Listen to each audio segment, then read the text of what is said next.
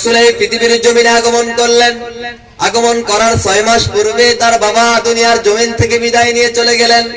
বাবা আব্দুল্লাহ দুনিয়ার জমিন থেকে রাসূল আসার 6 মাস পূর্বে চলে গেলেন। এতিম হয়ে এই দুনিয়ার জমিনে নবী আগমন করলেন। আল্লাহ তাআলা সেই কথাও কোরআনের মধ্যে বলেন, আলাম ইয়াজিদকা ইয়াতীমান ফাআওয়া, নবী আমি কি আপনাকে ইয়তীম অবস্থায় পাইনি, অতঃপর আমি কি আপনাকে আশ্রয় দেইনি? অর্থাৎ নবী আপনাকে তো আপনি এতিম হয়ে দুনিয়াতে এসেছেন, এতিম অবস্থায় আপনাকে পেলাম। ও নবী আপনি এতিম ছিলেন, আমি রব আপনাকে আশ্রয় দিয়েছি। অতএব নবী শুনে রাখেন, ফাআম্মাল ইয়াতীমা ফালা তাকহার, নবী গো অতএব আপনি এতিমদের প্রতি কঠোর হবেন না। সুবহানাল্লাহ। এতিম হয়ে তো দুনিয়াতে এসেছে, অতএব আপনাকে আমি নির্দেশ দিয়ে বলছি, ফাআম্মাল ইয়াতীমা ফালা তাকহার, নবী আপনি এতিমদের প্রতি কি হবেন না, কঠোর হবেন না। এতিম নবী এই পৃথিবীর জমিনে আগমন করলেন। বিশাল ইতিহাস। রাসূল আসার পর রাসূল মায়ের কাছে কিছুদিন ছিলেন, তারপর মক্কার প্রথা অনুযায়ী উম্মে হালিমার কাছে লালিত পালিত হয়েছেন। সেখান থেকে আবার ফিরে আসলেন 4 বছর বয়সে। এক পর্যায়ে 6 বছর বয়সে আবার মাতা আমিনাও দুনিয়ার জমিন থেকে বিদায় নিয়ে চলে গেলেন। লালিত পালিত হচ্ছিলেন দাদার কাছে। 8 বছর বয়সে দাদাকে দুনিয়ার জমিন থেকে হারিয়ে ফেলেন। তারপরে লালিত পালিত হচ্ছিলেন চাচার কাছে, চাচা আবু তালিবের কাছে লালিত পালিত হচ্ছিলেন। বয়সটা তখন 12 বছর। 12 বছরে যখন চাচার সাথে সিরিয়ার উদ্দেশ্যে ব্যবসার জন্য রওনা দিলেন, ব্যবসা করার জন্য রওনা দিলেন চাচার সাথে। 12 বছর বয়সে সিরিয়ার উদ্দেশ্যে রওনা দিলেন। প্রতিমধ্যে খ্রিস্টান পাদ্রী বহাইরা রাসূলকে দেখতে পেলেন। খ্রিস্টান পাদ্রী বহাইরা বিশ্বনবী মুহাম্মদুর রাসূলুল্লাহ সাল্লাল্লাহু আলাইহি ওয়াসাল্লামকে দেখতে পেলেন। মক্কার একটি কাফেলার সাথে বালক মুহাম্মদ আসতেছে। তিনি দেখতে পেলেন ওই কাফেলার সাথে একটা বালক রয়েছে। ওই বালকটাকে দুই দিকের পাহাড় আর গাছগাছালিগুলো তাকে যেন সিজদা করতেছে। সুবহানাল্লাহ। এক টুকরো মেঘ এসে ওই বালককে ছায়া দিচ্ছে। খ্রিস্টান পণ্ডিত বহাইরা দেখে বুঝতে পারলেন এই বালক সাধারণ কোন বালক নয়, এই বালক হলেন আখিরি জামানার নবী। সুবহানাল্লাহ। খ্রিস্টান পণ্ডিত বহাইরা বলেন, আর রাহিকুল মাকতুমের মধ্যে এসেছে। বালক মুহাম্মদ যখন খ্রিস্টান পণ্ডিত বহাইরার কাছে আসলেন, খ্রিস্টান পণ্ডিত বহাইরা বিশ্বনবীর হাতটা ধরে বললেন, হাযা সাইয়্যিদুল আলামিন, হাযা ইয়াবআসুল্লাহু রাহমাতাল লিল আলামিন। এই বালক সাধারণ কোন বালক নয়, এই বালক হলেন বিশ্ব জগতের নেতা, এই বালক হলেন বিশ্ব জগতের জন্য রহমত। সুবহানাল্লাহ।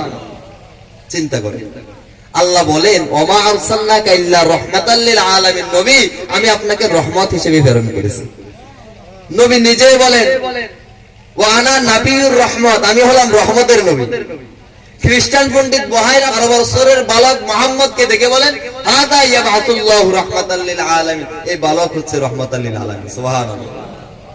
সম্মানিত প্রিয় উপস্থিতি, সম্মানিত প্রিয় হাজিরিন, সেই যুগের খ্রিস্টানও চিনেছে এই বালক সাধারণ কোন বালক নয়, এই বালক হচ্ছে বিশ্বজগতের জন্য রহমত, এই বালক হচ্ছে বিশ্বজগতের নেতা।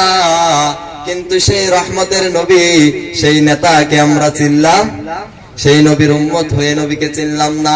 অথচ যুগে যুগে ইহুদি খ্রিস্টানরা নবীকে চিনেছে, যদিও নবীকে মানে নাই, তারা নবীকে চিনেছে। দেখেন খ্রিস্টান পণ্ডিত মাইকেল সার্ট, তিনি একজন খ্রিস্টান পণ্ডিত। তিনি একটা বই লিখেছেন, the 100 ranking of the most influential person of the history. তিনি পৃথিবীর বিশ্ববিখ্যাত 100 জন মনীষীর জীবনী তিনি তার বইয়ের মধ্যে উল্লেখ করেছেন। 100 জন মনীষীর জীবনী তিনি তার বইয়ের মধ্যে লিখেছেন। সর্বপ্রথম যার জীবনী দিয়ে শুরু করেছেন তিনি হলেন আপনার নবী, আমার নবী, নবী মুহাম্মদুর রাসূলুল্লাহ সাল্লাল্লাহু আলাইহি ওয়াসাল্লামের জীবনী। সুবহানাল্লাহ। তিনি রাসূল সাল্লাল্লাহু আলাইহি ওয়াসাল্লামের জীবনী দিয়ে খ্রিস্টান পণ্ডিত মাইকেল সার্ট বইটি শুরু করেছেন। তাকে প্রশ্ন করা হলো, তোমার ধর্মের নেতার জীবনী না দিয়ে তুমি মুসলমানদের ধর্মের নেতার জীবনী দিয়ে কেন বইটা শুরু করেছ? তিনি বলেন, ভালো মানুষটার জীবনী এই জন্য আগে দিয়েছি যেন এই জীবনীটা পড়ে বাকি জীবনীগুলো মানুষ পড়তে উদ্বুদ্ধ হয়ে যায়। সুবহানাল্লাহ। তিনি তার বইয়ের মধ্যে বলেন, Muhammad only the man in the history who was supremely successful on both religious and secular levels. পৃথিবীর ইতিহাসে মুহাম্মদুর রাসূলুল্লাহ সাল্লাল্লাহু আলাইহি ওয়াসাল্লাম একমাত্র মানব যিনি ধর্মীয় এবং ধর্মনিরপেক্ষ বৈষয়িক উভয় দিক থেকে পূর্ণাঙ্গ সফলকাম। সুবহানাল্লাহ। খ্রিস্টান পণ্ডিত বহাইরা চিনল নবী মুহাম্মদকে, কিন্তু আমরা সেই নবীর উম্মত হয়ে চিনলাম। সম্মানিত প্রিয় উপস্থিতি, সম্মানিত প্রিয় হাজিরিন, নবী এই দুনিয়ার জমিনে রহমত হিসেবে আগমন করেছেন, রহমাতাল লিল আলামিন হিসেবে এই দুনিয়ার জমিনে আসলেন। শুধু রহমত হিসেবে এই দুনিয়ার জমিনে আসেন নাই, আল্লাহ তাআলা কুরআনুল কারীমের মধ্যে বলেন, ইন্না আরসালনাকা শাহিদাও ওয়া